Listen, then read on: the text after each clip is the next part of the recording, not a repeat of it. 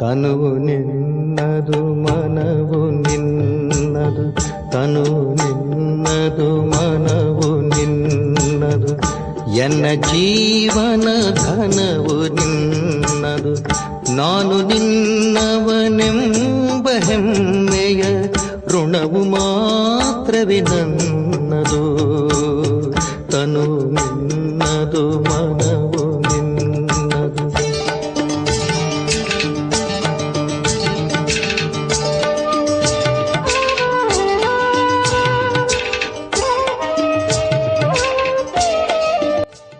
ಓಂ ಶಾಂತಿ. ಮುರಳಿಯ ದಿನಾಂಕ 2/1/2026.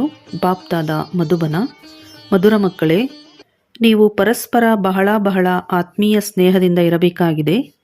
ಎಂದೂ ಮತಭೇದದಲ್ಲಿ ಬರಬಾರದು. ಪ್ರಶ್ನೆ: ಪ್ರತಿಯೊಬ್ಬ ಬ್ರಾಹ್ಮಣ ಮಗು ಯಾವ ಮಾತನ್ನು ತಮ್ಮ ಹೃದಯದಿಂದ ಕೇಳಿಕೊಳ್ಳಬೇಕು? ಉತ್ತರ: ತಮ್ಮ ಹೃದಯದಿಂದ ಕೇಳಿಕೊಳ್ಳಿ, ನಾನು ಈಶ್ವರನ ಹೃದಯದಲ್ಲಿ ಇದ್ದೇನೆಯೇ? ನನ್ನಲ್ಲಿ ದೈವಿ ಗುಣಗಳ ಧಾರಣೆ ಎಷ್ಟಿದೆ? ನಾನು ಬ್ರಾಹ್ಮಣ ಈಶ್ವರೀಯ ಸೇವೆಯಲ್ಲಿ ಅಡ್ಡಿ ಆಗುತ್ತಿಲ್ಲವೇ? ಸದಾ ಕ್ಷೀರಖಂಡವಾಗಿರುತ್ತೇನೆಯೇ? ನಮ್ಮಲ್ಲಿ ಪರಸ್ಪರ ಏಕಮತವಿದೆಯೇ? ನಾನು ಸದಾ ಶ್ರೀಮತದ ಪಾಲನೆ ಮಾಡುತ್ತೇನೆಯೇ ಎಂದು. ಗೀತೆ. ಭೋಲಾನಾಥನಿಗಿಂತ ಭಿನ್ನ ಯಾರೂ ಇಲ್ಲ. ಶಿವಭಗವಾನುವಾಚ್: ನೀವು ಮಕ್ಕಳು ಈಶ್ವರೀಯ ಸಂಪ್ರದಾಯದವರಾಗಿದ್ದೀರಿ. ಮೊದಲು ಆಸುರಿ ಸಂಪ್ರದಾಯದವರಾಗಿದ್ದಿರಿ. ಯಾರಿಗೆ ಭೋಲಾನಾಥ ಎಂದು ಹೇಳಲಾಗುತ್ತದೆ ಎಂಬುದು ಆಸುರಿ ಸಂಪ್ರದಾಯದವರಿಗೆ ತಿಳಿದೇ ಇಲ್ಲ. ಮತ್ತು ಶಿವ ಶಂಕರ ಬೇರೆ ಬೇರೆಯಾಗಿದ್ದಾರೆ. ಶಂಕರ ದೇವತೆಯಾಗಿದ್ದಾನೆ, ಶಿವನು ತಂದೆಯಾಗಿದ್ದಾರೆ ಎಂಬುದನ್ನು ಸಹ ತಿಳಿದುಕೊಂಡಿಲ್ಲ. ನೀವೀಗ ಈಶ್ವರೀಯ ಸಂಪ್ರದಾಯ ಅಥವಾ ಈಶ್ವರೀಯ ಪರಿವಾರದವರಾಗಿದ್ದೀರಿ. ಅವರು ರಾವಣನ ಆಸುರಿ ಪರಿವಾರದವರಾಗಿದ್ದಾರೆ. ಎಷ್ಟೊಂದು ವ್ಯತ್ಯಾಸವಿದೆ. ನೀವೀಗ ಈಶ್ವರೀಯ ಪರಿವಾರದಲ್ಲಿ ಈಶ್ವರನ ಮೂಲಕ ಪರಸ್ಪರ ಹೇಗೆ ಆತ್ಮಿಕ ಪ್ರೀತಿ ಇರಬೇಕು ಎಂಬುದನ್ನು ಕಲಿಯುತ್ತಿದ್ದೀರಿ. ಬ್ರಾಹ್ಮಣ ಕುಲದಲ್ಲಿ ಪರಸ್ಪರ ಈ ಆತ್ಮಿಕ ಪ್ರೀತಿಯನ್ನು ಇಲ್ಲಿಂದಲೇ ತುಂಬಿಸಿಕೊಳ್ಳಬೇಕಾಗಿದೆ. ಯಾರಿಗೆ ಪೂರ್ಣ ಪ್ರೀತಿ ಇರುವುದಿಲ್ಲವೋ ಅವರು ಪೂರ್ಣ ಪದವಿಯನ್ನು ಪಡೆಯುವುದಿಲ್ಲ. ಅಲ್ಲಂತೂ ಒಂದು ಧರ್ಮ, ಒಂದು ರಾಜ್ಯವಿರುತ್ತದೆ. ಪರಸ್ಪರ ಯಾವುದೇ ಕಲಹವಿರುವುದಿಲ್ಲ. ಇಲ್ಲಾದರೆ ರಾಜ್ಯವೇ ಇಲ್ಲ.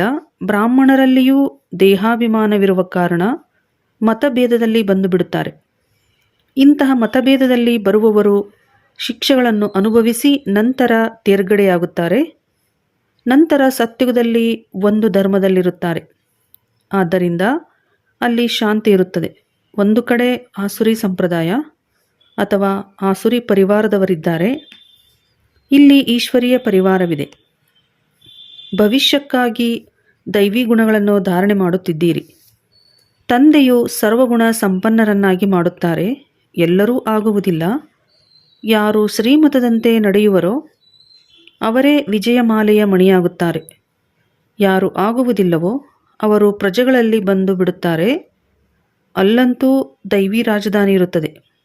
100% ಸುಖ, ಶಾಂತಿ, ಪವಿತ್ರತೆ ಇರುತ್ತದೆ. ಈ ಬ್ರಾಹ್ಮಣ ಕುಲದಲ್ಲಿ ಈಗ ದೈವಿ ಗುಣಗಳನ್ನು ಧಾರಣೆ ಮಾಡಿಕೊಳ್ಳಬೇಕಾಗಿದೆ.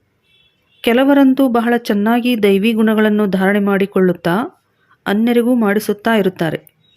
ಯಾವಾಗ ಆತ್ಮ ಅಭಿಮಾನಿಯಾಗಿರುವರೋ ಆಗಲೇ ಈಶ್ವರೀಯ ಕುಲದಲ್ಲಿ ಪರಸ್ಪರ ಆತ್ಮಿಕ ಸ್ನೇಹವೂ ಇರುವುದು. ಆದ್ದರಿಂದ ಪುರುಷಾರ್ಥ ಮಾಡುತ್ತಾ ಇರುತ್ತಾರೆ. ಅಂತ್ಯದಲ್ಲಿಯೂ ಎಲ್ಲರ ಸ್ಥಿತಿಯು ಏಕರಸ, ಒಂದೇ ರೀತಿ ಇರಲು ಸಾಧ್ಯವಿಲ್ಲ. ನಂತರ ಶಿಕ್ಷೆಗಳನ್ನು ಅನುಭವಿಸಿ ಪದವಿ ಭ್ರಷ್ಟರಾಗಿ ಬಿಡುತ್ತಾರೆ. ಕಡಿಮೆ ಪದವಿಯನ್ನು ಪಡೆಯುತ್ತಾರೆ. ಬ್ರಾಹ್ಮಣರಲ್ಲಿಯೂ ಒಂದು ವೇಳೆ ಯಾರಾದರೂ ಕ್ಷೀರಖಂಡವಾಗಿರುವುದಿಲ್ಲ, ಪರಸ್ಪರ ಉಪ್ಪು ನೀರಾಗಿ ವರ್ತಿಸುತ್ತಾರೆ. ದೈವಿ ಗುಣಗಳನ್ನು ಧಾರಣೆ ಮಾಡಲಿಲ್ಲವೆಂದರೆ ಅವರು ಶ್ರೇಷ್ಠ ಪದವಿಯನ್ನು ಹೇಗೆ ಪಡೆಯುವರು? ಉಪ್ಪು ನೀರಾಗಿರುವ ಕಾರಣ ಇಲ್ಲಿ ಈಶ್ವರೀಯ ಸೇವೆಯಲ್ಲಿಯೂ ವಿಘ್ನ ರೂಪವಾಗುತ್ತಿರುತ್ತಾರೆ. ಅಂಥವರ ಅದೃಷ್ಟವೇನಾಗುತ್ತದೆ? ಅವರು ಅಷ್ಟು ಶ್ರೇಷ್ಠ ಪದವಿಯನ್ನು ಪಡೆಯಲು ಸಾಧ್ಯವಿಲ್ಲ. ಒಂದು ಕಡೆ ಕ್ಷೀರಖಂಡವಾಗುವ ಪುರುಷಾರ್ಥ ಮಾಡುತ್ತಾರೆ, ಇನ್ನೊಂದು ಕಡೆ ಮಾಯೆಯು ಉಪ್ಪು ನೀರನ್ನಾಗಿ ಮಾಡಿಬಿಡುತ್ತದೆ. ಆ ಕಾರಣದಿಂದ ಸೇವೆಯ ಬದಲು ಸೇವಾಭಂಗ ಮಾಡುತ್ತಾರೆ. ತಂದೆಯು ಕುಳಿತು ತಿಳಿಸುತ್ತಾರೆ, ನೀವು ಈಶ್ವರೀಯ ಪರಿವಾರದವರಾಗಿದ್ದೀರಿ. ಈಶ್ವರನ ಜೊತೆಯಲ್ಲಿಯೇ ಇರುತ್ತೀರಿ. ಕೆಲವರು ಜೊತೆ ಇರುತ್ತಾರೆ, ಇನ್ನು ಕೆಲವರು ಬೇರೆ ಬೇರೆ ಗ್ರಾಮಗಳಲ್ಲಿರುತ್ತಾರೆ. ಆದರೆ ಒಟ್ಟಿಗೆ ಇದ್ದೀರಲ್ಲವೇ? ತಂದೆಯೂ ಸಹ ಭಾರತದಲ್ಲಿಯೇ ಬರುತ್ತಾರೆ. ಶಿವತಂದೆಯು ಯಾವಾಗ ಬರುತ್ತಾರೆ, ಬಂದು ಏನು ಮಾಡುತ್ತಾರೆ ಎಂಬುದನ್ನು ಮನುಷ್ಯರು ತಿಳಿದುಕೊಂಡಿಲ್ಲ. ನಿಮಗೆ ತಂದೆಯ ಮೂಲಕ ಈಗ ಪರಿಚಯ ಸಿಕ್ಕಿದೆ. ರಚಯಿತ ಮತ್ತು ರಚನೆಯ ಆದಿ ಮಧ್ಯ ಅಂತ್ಯವನ್ನು ನೀವೀಗ ತಿಳಿದುಕೊಂಡಿದ್ದೀರಿ. ಈ ಚಕ್ರವು ಹೇಗೆ ಸುತ್ತುತ್ತದೆ, ಈಗ ಯಾವ ಸಮಯವಾಗಿದೆ ಎಂದು ಪ್ರಪಂಚದವರಿಗೆ ಗೊತ್ತಿಲ್ಲ. ಅವರು ಸಂಪೂರ್ಣ ಘೋರ ಅಂಧಕಾರದಲ್ಲಿದ್ದಾರೆ. ಮಕ್ಕಳಿಗೆ ರಚಯಿತ ತಂದೆಯು ಬಂದು ಪೂರ್ಣ ಸಮಾಚಾರವನ್ನು ತಿಳಿಸುತ್ತಾರೆ. ಜೊತೆಯಲ್ಲಿ ಹೇ ಸಾಲಿಗ್ರಾಮಗಳೇ, ನನ್ನನ್ನು ನೆನಪು ಮಾಡಿ ಎಂದು ಹೇಳುತ್ತಾರೆ. ಇಲ್ಲಿ ಸಾಲಿಗ್ರಾಮ ಅಂದರೆ ಆತ್ಮಗಳು ಎಂದರ್ಥ. ಶಿವತಂದೆಯು ಮಕ್ಕಳಿಗೆ ಹೇಳುತ್ತಾರೆ, ನೀವು ಪಾವನರಾಗಲು ಇಷ್ಟಪಡುತ್ತೀರಲ್ಲವೇ? ಕರೆಯುತ್ತಾ ಬಂದಿರಿ, ಈಗ ನಾನು ಬಂದಿದ್ದೇನೆ ಎಂದು. ಶಿವತಂದೆಯು ಭಾರತವನ್ನು ಪುನಃ ಶಿವಾಲಯವನ್ನಾಗಿ ಮಾಡುವುದಕ್ಕಾಗಿಯೇ ಬರುತ್ತಾರೆ. ರಾವಣನು ವೇಶ್ಯಾಲಯವನ್ನಾಗಿ ಮಾಡುತ್ತಾನೆ. ಸ್ವಯಂ ತಾವೇ ಹಾಡುತ್ತಾರೆ, ನಾವು ಪತಿತರಾಗಿದ್ದೇವೆ ಎಂದು. ಭಾರತವು ಸತ್ಯುಗದಲ್ಲಿ ಸಂಪೂರ್ಣ ನಿರ್ವಿಕಾರಿಯಾಗಿತ್ತು. ನಿರ್ವಿಕಾರಿ ದೇವತೆಗಳಿಗೆ ವಿಕಾರಿ ಮನುಷ್ಯರು ಪೂಜಿಸುತ್ತಾರೆ, ಪುನಃ ವಿಕಾರಿಗಳಾಗುತ್ತಾರೆ. ಆಗ ಹೇ ಪತಿತ ಪಾವನ, ಬನ್ನಿ, ಬಂದು ನಮ್ಮನ್ನು ನಿರ್ವಿಕಾರಿಯನ್ನಾಗಿ ಮಾಡಿ ಎಂದು ಕರೆಯುತ್ತಾರೆ. ತಂದೆಯು ತಿಳಿಸುತ್ತಾರೆ, ಈ ಅಂತಿಮ ಜನ್ಮದಲ್ಲಿ ನೀವು ಪವಿತ್ರರಾಗಿ ನನ್ನೊಬ್ಬನನ್ನೇ ನೆನಪು ಮಾಡಿ, ಆಗ ನಿಮ್ಮ ಪಾಪಗಳು ತುಂಡಾಗುತ್ತವೆ ಮತ್ತು ನೀವು ತಮೋಪ್ರಧಾನರಿಂದ ಸತೋಪ್ರಧಾನ ದೇವತೆಗಳಾಗಿ ಬಿಡುತ್ತೀರಿ. ನಂತರ ಚಂದ್ರವಂಶಿ ಕ್ಷತ್ರಿಯ ಪರಿವಾರದಲ್ಲಿ ಬರುತ್ತೀರಿ. ಈ ಸಮಯದಲ್ಲಿ ಈಶ್ವರೀಯ ಪರಿವಾರದವರಾಗಿದ್ದೀರಿ. ನಂತರ ದೈವೀ ಪರಿವಾರದಲ್ಲಿ 21 ಜನ್ಮಗಳವರೆಗೆ ಇರುತ್ತೀರಿ. ನೀವು ಈ ಅಂತಿಮ ಜನ್ಮವನ್ನು ಈ ಈಶ್ವರೀಯ ಪರಿವಾರದಲ್ಲಿ ಕಳೆಯುತ್ತೀರಿ. ಇದರಲ್ಲಿ ನೀವು ಪುರುಷಾರ್ಥ ಮಾಡಿ ಸರ್ವಗುಣ ಸಂಪನ್ನರಾಗಬೇಕಾಗಿದೆ. ನೀವು ಪೂಜ್ಯರಾಗಿದ್ದಿರಿ, ಅವಶ್ಯವಾಗಿ ರಾಜ್ಯವನ್ನು ಮಾಡುತ್ತಿದ್ದಿರಿ. ನಂತರ ಪೂಜಾರಿಗಳಾದಿರಿ. ಇದನ್ನು ತಿಳಿಸಬೇಕಾಗುತ್ತದೆಯಲ್ಲವೇ? ಭಗವಂತ ತಂದೆಯಾಗಿದ್ದಾರೆ, ನಾವು ಅವರ ಮಕ್ಕಳಾಗಿದ್ದೇವೆ ಅಂದಾಗ ಪರಿವಾರವಾಯಿತಲ್ಲವೇ? ಗಾಯನವೂ ಇದೆ, ನೀವು ಮಾತಾಪಿತಾ, ನಾವು ನಿಮ್ಮ ಬಾಲಕರು ಎಂದು. ಇದು ಪರಿವಾರವಾಯಿತು. ಈಗ ತಂದೆಯಿಂದ ಅಪಾರ ಸುಖದ ಗಣಿಯೇ ಸಿಗುತ್ತಿದೆ. ತಂದೆಯು ತಿಳಿಸುತ್ತಾರೆ, ನಿಸ್ಸಂದೇಹವಾಗಿ ನೀವು ನಮ್ಮ ಪರಿವಾರದವರಾಗಿದ್ದೀರಿ. ಆದರೆ ನಾಟಕದ ಯೋಜನೆ ಅನುಸಾರ ರಾವಣ ರಾಜ್ಯದಲ್ಲಿ ಬಂದ ನಂತರ ಪುನಃ ನೀವು ದುಃಖದಲ್ಲಿ ಬರುತ್ತೀರಿ. ಆಗ ಕೂಗುತ್ತೀರಿ, ಈ ಸಮಯದಲ್ಲಿ ನೀವು ಸತ್ಯವಾದ ಪರಿವಾರದವರಾಗಿದ್ದೀರಿ. ನಂತರ ನಿಮಗೆ ಭವಿಷ್ಯ 21 ಜನ್ಮಗಳಿಗಾಗಿ ಆಸ್ತಿಯನ್ನು ಕೊಡುತ್ತೇನೆ. ಈ ಆಸ್ತಿ ಪುನಃ ದೈವೀ ಪರಿವಾರದಲ್ಲಿ 21 ಜನ್ಮಗಳಿಗಾಗಿ ಖಾಯಂ ಆಗಿರುತ್ತದೆ. ದೈವೀ ಪರಿವಾರವು ಸತ್ಯ ತ್ರೇತಾಯುಗದವರೆಗೂ ನಡೆಯುತ್ತದೆ. ನಂತರ ರಾವಣ ರಾಜ್ಯವಾಗುವುದರಿಂದ ನಾವು ದೈವೀ ಪರಿವಾರದವರಾಗಿದ್ದೇವೆಂಬುದನ್ನು ಮರೆತು ಹೋಗುತ್ತೀರಿ. ವಾಮ ಮಾರ್ಗದಲ್ಲಿ ಹೋಗುವುದರಿಂದ ಆಸುರಿ ಪರಿವಾರದವರಾಗಿ ಬಿಡುತ್ತೀರಿ. 63 ಜನ್ಮಗಳು ಏಣಿಯನ್ನು ಇಳಿಯುತ್ತಾ ಬಂದಿರಿ. ಈ ಇಡೀ ಜ್ಞಾನವು ನಿಮ್ಮ ಬುದ್ಧಿಯಲ್ಲಿದೆ. ಅಂದಾಗ ನೀವು ಯಾರಿಗಾದರೂ ತಿಳಿಸಬಲ್ಲಿರಿ. ಮೂಲತಃ ನೀವು ದೇವಿ ದೇವತಾ ಧರ್ಮದವರಾಗಿದ್ದೀರಿ. ಸತ್ಯಯುಗಕ್ಕೆ ಮೊದಲು ಕಲಿಯುಗವಿತ್ತು. ಸಂಗಮಯುಗದಲ್ಲಿ ನಿಮ್ಮನ್ನು ಮನುಷ್ಯರಿಂದ ದೇವತೆಗಳನ್ನಾಗಿ ಮಾಡಲಾಗುತ್ತದೆ. ಮಧ್ಯದಲ್ಲಿ ಈ ಸಂಗಮವಿದೆ. ನಿಮ್ಮನ್ನು ಬ್ರಾಹ್ಮಣ ಧರ್ಮದಿಂದ ಪುನಃ ದೈವೀ ಧರ್ಮದಲ್ಲಿ ಕರೆತರುತ್ತಾರೆ. ಲಕ್ಷ್ಮೀನಾರಾಯಣರು ಈ ರಾಜ್ಯವನ್ನು ಹೇಗೆ ಪಡೆದರು ಎಂಬುದನ್ನು ತಿಳಿಸುತ್ತಾರೆ. ಅದಕ್ಕೆ ಮೊದಲು ಆಸುರಿ ರಾಜ್ಯವಿತ್ತು. ಅಂದ ಮೇಲೆ ಮತ್ತೆ ದೈವೀ ರಾಜ್ಯವು ಯಾವಾಗ ಮತ್ತು ಹೇಗೆ ಆಯಿತು? ತಂದೆಯು ತಿಳಿಸುತ್ತಾರೆ, ಕಲ್ಪಕಲ್ಪವು ಸಂಗಮಯುಗದಲ್ಲಿ ಬಂದು ನಿಮ್ಮನ್ನು ಬ್ರಾಹ್ಮಣ, ದೇವತಾ, ಕ್ಷತ್ರಿಯ ಧರ್ಮದಲ್ಲಿ ಕರೆದುಕೊಂಡು ಹೋಗುತ್ತೇನೆ. ಇದು ಭಗವಂತನ ಪರಿವಾರವಾಗಿದೆ. ಎಲ್ಲರೂ ಗಾಡ್ ಫಾದರ್ ಎಂದು ಹೇಳುತ್ತಾರೆ, ಆದರೆ ತಂದೆಯನ್ನು ತಿಳಿಯದೇ ಇರುವ ಕಾರಣ ನಿರ್ಧನಿಕರಾಗಿದ್ದಾರೆ. ಆದ್ದರಿಂದ ತಂದೆಯು ಬಂದು ಘೋರ ಅಂಧಕಾರದಿಂದ ಪ್ರಕಾಶವನ್ನಾಗಿ ಮಾಡುತ್ತಾರೆ. ಈಗ ಸ್ವರ್ಗದ ಸ್ಥಾಪನೆಯಾಗುತ್ತಾ ಇದೆ. ನೀವು ಮಕ್ಕಳು ಓದುತ್ತಿದ್ದೀರಿ, ದೈವೀ ಗುಣಗಳನ್ನು ಧಾರಣೆ ಮಾಡುತ್ತೀರಿ. ಇದೂ ಸಹ ತಿಳಿದುಕೊಳ್ಳಬೇಕಾಗಿದೆ. ಶಿವಜಯಂತಿಯನ್ನು ಆಚರಿಸುತ್ತಾರೆ. ಶಿವಜಯಂತಿಯ ನಂತರ ಏನಾಗುತ್ತದೆ? ಅವಶ್ಯವಾಗಿ ದೈವೀ ರಾಜ್ಯದ ಜಯಂತಿ ಆಗುತ್ತದೆ. ಹೆವೆನ್ಲಿ ಗಾಡ್ ಫಾದರ್ ಸ್ವರ್ಗವನ್ನು ಸ್ಥಾಪನೆ ಮಾಡಲು ಸ್ವರ್ಗದಲ್ಲಂತೂ ಬರುವುದಿಲ್ಲ. ತಂದೆ ಹೇಳುತ್ತಾರೆ, ನಾನು ನರಕ ಮತ್ತು ಸ್ವರ್ಗದ ಮಧ್ಯದ ಸಮಯದಲ್ಲಿ ಬರುತ್ತೇನೆಂದು. ಶಿವರಾತ್ರಿ ಎಂದು ಹೇಳುತ್ತಾರೆ. ಅಂದಾಗ ಕಲಿಯುಗ ಎಂಬ ರಾತ್ರಿಯಲ್ಲಿ ನಾನು ಬರುತ್ತೇನೆ. ಇದನ್ನು ನೀವು ಮಕ್ಕಳು ತಿಳಿದುಕೊಳ್ಳುತ್ತೀರಿ. ಯಾರು ತಿಳಿದುಕೊಳ್ಳುವರೋ ಅವರು ಅನ್ಯರಿಗೂ ಧಾರಣೆ ಮಾಡಿಸುತ್ತಾರೆ. ಯಾರು ಮನಸಾ ವಾಚಾ ಕರ್ಮಣ ಸೇವೆಯಲ್ಲಿ ತತ್ಪರರಾಗಿರುತ್ತಾರೆಯೋ ಅವರು ಹೃದಯದಲ್ಲಿಯೂ ಇರುತ್ತಾರೆ. ಎಷ್ಟೆಷ್ಟು ಸೇವೆಯೋ ಅಷ್ಟು ಹೃದಯದಲ್ಲಿ ಏರುತ್ತಾರೆ. ಕೆಲವರು ಆಲ್ರೌಂಡ್ ವರ್ಕರ್ಸ್ ಇರುತ್ತಾರೆ. ನೀವು ಸಹ ಎಲ್ಲ ಸೇವೆಯನ್ನು ಕಲಿಯಬೇಕಾಗಿದೆ. ಅಡಿಗೆ ಮಾಡುವುದು, ರೊಟ್ಟಿ ಮಾಡುವುದು, ಪಾತ್ರೆ ತೊಳೆಯುವುದು, ಇದು ಸಹ ಸೇವೆಯಲ್ಲವೇ? ಮೊದಲು ತಂದೆಯ ನೆನಪು ಇರಬೇಕು. ಅವರ ನೆನಪಿನಿಂದಲೇ ವಿಕರ್ಮ ವಿನಾಶವಾಗುತ್ತದೆ. ಇಲ್ಲಿ ಆಸ್ತಿಯೂ ಸಿಗುತ್ತದೆ. ಅಲ್ಲಿ ಸರ್ವಗುಣ ಸಂಪನ್ನರಾಗುತ್ತೀರಿ. ಯಥಾ ರಾಜ ರಾಣಿ ತಥಾ ಪ್ರಜಾ. ದುಃಖದ ಮಾತಿರುವುದಿಲ್ಲ. ಈ ಸಮಯದಲ್ಲಿ ಎಲ್ಲರೂ ನರಕವಾಸಿಗಳಾಗಿದ್ದಾರೆ. ಎಲ್ಲರದೂ ಇಳಿಯುವ ಕಲೆಯಾಗಿದೆ. ಮತ್ತೆ ಈಗ ಏರುವ ಕಲೆಯಾಗುವುದು. ತಂದೆಯು ಎಲ್ಲರನ್ನೂ ದುಃಖದಿಂದ ಬಿಡಿಸಿ ಸುಖದಲ್ಲಿ ಕರೆದುಕೊಂಡು ಹೋಗುತ್ತಾರೆ. ಆದ್ದರಿಂದ ತಂದೆಯನ್ನು ಮುಕ್ತಿದಾತ ಎಂದು ಕರೆಯಲಾಗುತ್ತದೆ. ನಾವು ತಂದೆಯಿಂದ ಆಸ್ತಿಯನ್ನು ತೆಗೆದುಕೊಳ್ಳುತ್ತಿದ್ದೇವೆ, ಯೋಗ್ಯರಾಗುತ್ತಿದ್ದೇವೆಂದು ಇಲ್ಲಿ ನಿಮಗೆ ನಶೆ ಇರುತ್ತದೆ. ಯಾರು ಅನ್ಯರಿಗೂ ರಾಜ್ಯ ಪದವಿಯನ್ನು ಪಡೆಯಲು ಯೋಗ್ಯರನ್ನಾಗಿ ಮಾಡುತ್ತಾರೆಯೋ ಅವರನ್ನು ಯೋಗ್ಯರೆಂದು ಹೇಳಲಾಗುತ್ತದೆ. ಇದನ್ನು ಸಹ ತಂದೆಯು ತಿಳಿಸುತ್ತಾರೆ. ಓದುವವರು ಬಹಳ ಮಂದಿ ಬರುತ್ತಾರೆ, ಆದರೆ 84 ಜನ್ಮಗಳನ್ನು ಎಲ್ಲರೂ ಪಡೆಯುತ್ತಾರೆ ಎಂದಲ್ಲ. ಯಾರು ಸ್ವಲ್ಪ ಓದುತ್ತಾರೆಯೋ ಅವರು ತಡವಾಗಿ ಬರುತ್ತಾರೆ. ಅಂದಾಗ ಜನ್ಮಗಳು ಸಹ ಕಡಿಮೆಯಾಗುತ್ತವೆ. ಕೆಲವರು 80 ಜನ್ಮ, ಕೆಲವರದು 82 ಜನ್ಮ. ಯಾರು ಬೇಗ ಬರುತ್ತಾರೆ, ಯಾರು ಕೊನೆಯಲ್ಲಿ ಬರುತ್ತಾರೆ, ಎಲ್ಲದಕ್ಕೂ ಆಧಾರ ವಿದ್ಯೆಯಾಗಿದೆ. ಸಾಧಾರಣ ಪ್ರಜೆಗಳು ಕೊನೆಯಲ್ಲಿ ಬರುತ್ತಾರೆ. ಅವರದು 84 ಜನ್ಮಗಳಾಗಲು ಸಾಧ್ಯವಿಲ್ಲ. ಅಂತ್ಯದಲ್ಲಿ ಬರುತ್ತಾರೆ. ಯಾರು ಸಂಪೂರ್ಣ ಕೊನೆಯಲ್ಲಿರುವರೋ ಅವರು ತ್ರೇತಾದ ಅಂತ್ಯದಲ್ಲಿ ಬಂದು ಜನ್ಮವನ್ನು ತೆಗೆದುಕೊಳ್ಳುತ್ತಾರೆ. ನಂತರ ವಾಮ ಮಾರ್ಗದಲ್ಲಿ ಹೋಗುತ್ತಾರೆ. ಇಳಿಯುವ ಕಲೆ ಪ್ರಾರಂಭವಾಗುತ್ತದೆ. ಭಾರತವಾಸಿಗಳು ಹೇಗೆ 84 ಜನ್ಮಗಳನ್ನು ತೆಗೆದುಕೊಂಡರು ಎಂಬುದಕ್ಕೆ ಈ ಏಣಿ ಚಿತ್ರವಿದೆ. ಡ್ರಾಮಾದ ರೂಪದಲ್ಲಿ ಈ ಗೋಲದ ಚಿತ್ರವಿದೆ. ಯಾರು ಪಾವನರಿದ್ದರೂ ಅವರೇ ಈಗ ಪತಿತರಾಗಿ ಬಿಟ್ಟಿದ್ದಾರೆ. ಪುನಃ ಪಾವನ ದೇವತೆಗಳಾಗುತ್ತಾರೆ. ತಂದೆಯು ಬಂದಾಗ ಎಲ್ಲರ ಕಲ್ಯಾಣವಾಗುತ್ತದೆ. ಆದ್ದರಿಂದ ಇದಕ್ಕೆ ಅಧಿಕ ಯುಗವೆಂದು ಹೇಳಲಾಗುತ್ತದೆ. ಬಲಿಹಾರಿಯು ತಂದೆಯದಾಗಿದೆ, ಏಕೆಂದರೆ ಅವರು ಎಲ್ಲರ ಕಲ್ಯಾಣ ಮಾಡುತ್ತಾರೆ. ಸತ್ಯಯುಗದಲ್ಲಿ ಎಲ್ಲರ ಕಲ್ಯಾಣವಾಗಿತ್ತು, ಯಾವುದೇ ದುಃಖವಿರಲಿಲ್ಲ. ಇದನ್ನು ತಿಳಿಸಬೇಕಾಗಿದೆ. ನಾವು ಈಶ್ವರೀಯ ಪರಿವಾರದವರಾಗಿದ್ದೇವೆ. ಈಶ್ವರನು ಎಲ್ಲರ ತಂದೆಯಾಗಿದ್ದಾರೆ. ಇಲ್ಲಿಯೇ ನೀವು ಮಾತಾಪಿತಾ ಎಂದು ಹಾಡುತ್ತೀರಿ. ಅಲ್ಲಂತೂ ಕೇವಲ ತಂದೆ ಎಂದು ಹೇಳಲಾಗುತ್ತದೆ. ಇಲ್ಲಿ ಮಕ್ಕಳಿಗೆ ತಂದೆ ತಾಯಿ ಸಿಗುತ್ತಾರೆ. ಇಲ್ಲಿ ನೀವು ಮಕ್ಕಳನ್ನು ದತ್ತು ಮಾಡಿಕೊಳ್ಳುತ್ತಾರೆ. ರಚಯಿತ ತಂದೆ ಇದ್ದಾರೆಂದರೆ ತಾಯಿಯೂ ಇರುವರು. ಇಲ್ಲವೆಂದರೆ ರಚನೆಯು ಹೇಗಾಗುವುದು? ಸ್ವರ್ಗದ ರಚಯಿತ ತಂದೆಯು ಹೇಗೆ ಸ್ವರ್ಗ ಸ್ಥಾಪನೆ ಮಾಡುತ್ತಾರೆ ಎಂಬುದನ್ನು ಭಾರತವಾಸಿಗಳೇ ತಿಳಿದುಕೊಂಡಿಲ್ಲ ಮತ್ತು ವಿದೇಶದವರೂ ತಿಳಿದುಕೊಂಡಿಲ್ಲ.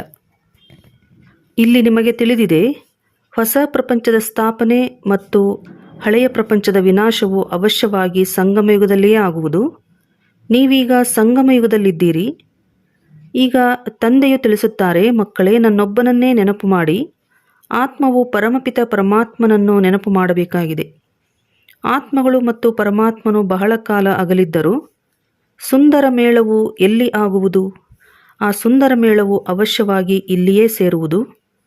ಪರಮಾತ್ಮ ತಂದೆಯು ಇಲ್ಲಿಯೇ ಬರುತ್ತಾರೆ. ಇದಕ್ಕೆ ಕಲ್ಯಾಣಕಾರಿ ಸುಂದರ ಮೇಳವೆಂದು ಹೇಳಲಾಗುತ್ತದೆ. ಜೀವನ್ಮುಕ್ತಿಯ ಆಸ್ತಿಯನ್ನು ಎಲ್ಲರಿಗೆ ಕೊಡುತ್ತಾರೆ.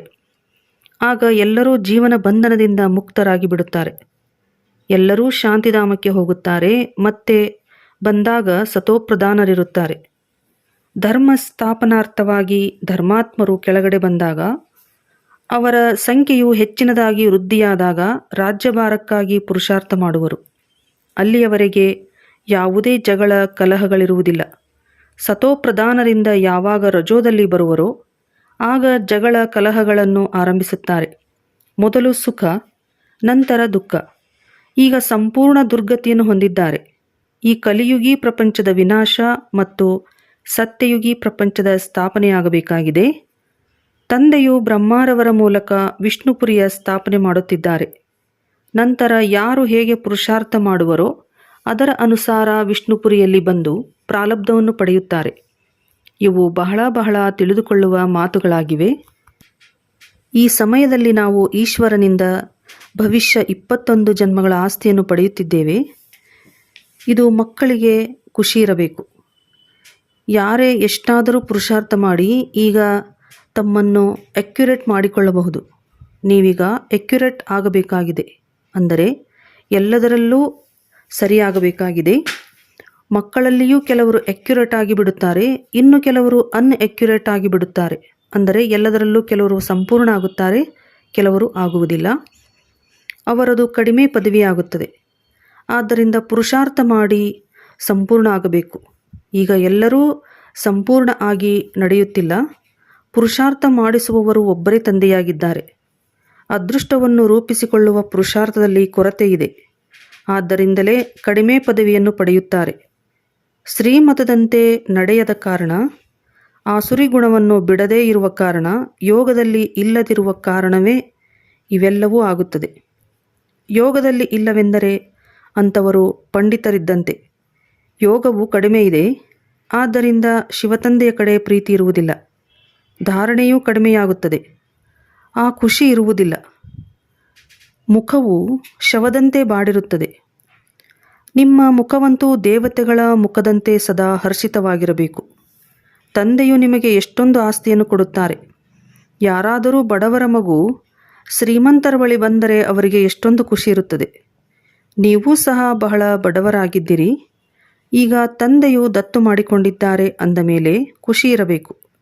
ನಾವು ಈಶ್ವರೀಯ ಸಂಪ್ರದಾಯದವರಾಗಿದ್ದೇವೆ. ಆದರೆ ಅದೃಷ್ಟದಲ್ಲಿಲ್ಲವೆಂದರೆ ಏನು ಮಾಡುವುದು? ಅಂಥವರ ಪದವಿಯು ಭ್ರಷ್ಟವಾಗುತ್ತದೆ. ಪಟ್ಟದ ರಾಣಿಯರಾಗುವುದಿಲ್ಲ. ತಂದೆಯು ಪಟ್ಟದ ರಾಣಿಯರನ್ನಾಗಿ ಮಾಡುವುದಕ್ಕಾಗಿಯೇ ಬರುತ್ತಾರೆ.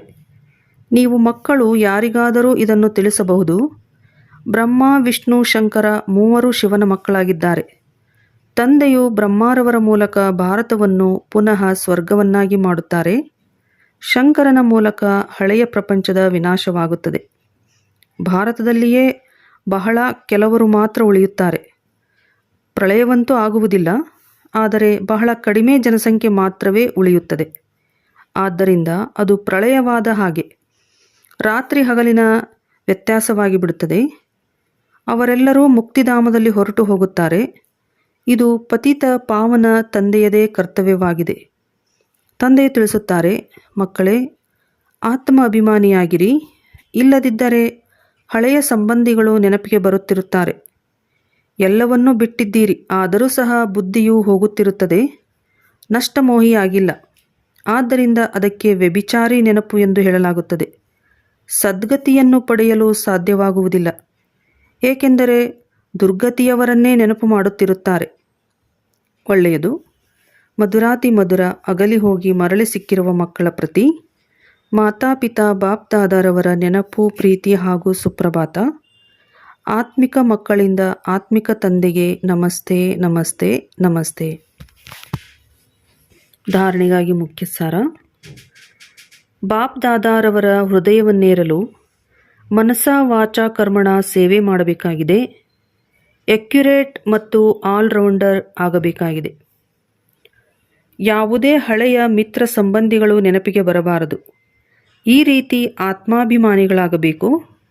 ಪರಸ್ಪರ ಬಹಳ ಬಹಳ ಆತ್ಮಿಕ ಪ್ರೀತಿಯಿಂದ ಇರಬೇಕಾಗಿದೆ. ಉಪ್ಪು ನೀರಾಗಿ ವರ್ತಿಸಬಾರದು. ವರದಾನ: ವಿಶ್ವ ಪರಿವರ್ತನೆಯ ಶ್ರೇಷ್ಠ ಕಾರ್ಯದಲ್ಲಿ ತಮ್ಮ ಸಹಯೋಗ ಕೊಡುವಂತಹ ಮಹಾನರಿಂದ ನಿರ್ಮಾಣ ಆಗಿರಿ. ಹೇಗೆ ಯಾವುದೇ ಸ್ಥೂಲ ವಸ್ತುವನ್ನು ತಯಾರು ಮಾಡುತ್ತೀರೆಂದರೆ ಅದರಲ್ಲಿ ಎಲ್ಲ ವಸ್ತುಗಳನ್ನು ಹಾಕುತ್ತಾರೆ. ಸಾಧಾರಣವಾದ ಸಕ್ಕರೆ ಅಥವಾ ಉಪ್ಪು ಕಡಿಮೆಯಾದರೂ ಶ್ರೇಷ್ಠವಾದ ವಸ್ತುವು ಸಹ ತಿನ್ನಲು ಯೋಗ್ಯವಾಗುವುದಿಲ್ಲ. ಅದೇ ರೀತಿ ವಿಶ್ವ ಪರಿವರ್ತನೆಯ ಈ ಶ್ರೇಷ್ಠ ಕಾರ್ಯಕ್ಕಾಗಿ ಪ್ರತಿಯೊಂದು ರತ್ನಗಳ ಅವಶ್ಯಕತೆ ಇದೆ. ಎಲ್ಲರ ಸಹಯೋಗವೂ ಬೇಕಾಗಿದೆ. ಎಲ್ಲರೂ ತಮ್ಮ ತಮ್ಮ ರೀತಿಯಿಂದ ಬಹಳ ಬಹಳ ಅವಶ್ಯಕ ಶ್ರೇಷ್ಠ ಮಹಾರಥಿಗಳಾಗಿದ್ದಾರೆ. ಆದ್ದರಿಂದ ತಮ್ಮ ಕಾರ್ಯದ ಶ್ರೇಷ್ಠತೆಯ ಮೌಲ್ಯವನ್ನು ಅರಿತುಕೊಳ್ಳಿರಿ. ಎಲ್ಲರೂ ಮಹಾನ್ ಆತ್ಮರಾಗಿದ್ದೀರಿ, ಆದರೆ ಎಷ್ಟು ಮಹಾನ್ ಆಗಿದ್ದೀರಿ ಅಷ್ಟು ನಿರ್ಮಾಣರೂ ಆಗಿರಿ. ಸ್ಲೋಗನ್: ತಮ್ಮ ಸ್ವಭಾವವನ್ನು ಸರಳವನ್ನಾಗಿ ಮಾಡಿಕೊಳ್ಳುತ್ತೀರೆಂದರೆ ಸರ್ವ ಕಾರ್ಯಗಳು ಸಹಜವಾಗಿ ಆಗಿಬಿಡುತ್ತವೆ. ಅವ್ಯಕ್ತ ಸೂಚನೆಗಳು: ಈ ಅವ್ಯಕ್ತ ಮಾಸದಲ್ಲಿ ಬಂಧನ ಮುಕ್ತರಾಗಿ ಜೀವನ ಮುಕ್ತ ಸ್ಥಿತಿಯ ಅನುಭವ ಮಾಡಿರಿ. ಜೀವನದಲ್ಲೇ ಇದ್ದುಕೊಂಡು ಸಮಯ ಸೂಕ್ಷ್ಮವಾಗುತ್ತಿದ್ದಂತೆ ಪರಿಸ್ಥಿತಿಗಳು, ಸಮಸ್ಯೆಗಳು, ವಾತಾವರಣ ಡಬಲ್ ದೂಷಿತವಾಗುತ್ತಿರುತ್ತದೆ. ಇಂತಹ ಸಮಯದಲ್ಲೂ ಅದರ ಪ್ರಭಾವದಿಂದ ಮುಕ್ತರಾಗಿ ಜೀವನದಲ್ಲೇ ಇದ್ದುಕೊಂಡು ಈ ಎಲ್ಲ ಭಿನ್ನ ಭಿನ್ನ ಬಂಧನಗಳಿಂದ ಮುಕ್ತರಾಗಿರಬೇಕಾಗಿದೆ. ಒಂದು ಸೂಕ್ಷ್ಮ ಬಂಧನವೂ ಸಹ ಇರಬಾರದು. ಇಂತಹ ಬಂಧನ ಮುಕ್ತ, ಜೀವನ ಮುಕ್ತರಾಗುವುದು ಪ್ರತಿಯೊಬ್ಬ ಬ್ರಾಹ್ಮಣ ಮಕ್ಕಳ ಗುರಿಯಾಗಿದೆ. ಸಂಗಮಯುಗದಲ್ಲಿಯೇ ಈ ಜೀವನ ಮುಕ್ತ ಸ್ಥಿತಿಯ ಪ್ರಾಪ್ತಿಯನ್ನು ಅನುಭವಿಸಬೇಕಾಗಿದೆ. ಒಳ್ಳೆಯದು. ಓಂ ಶಾಂತಿ.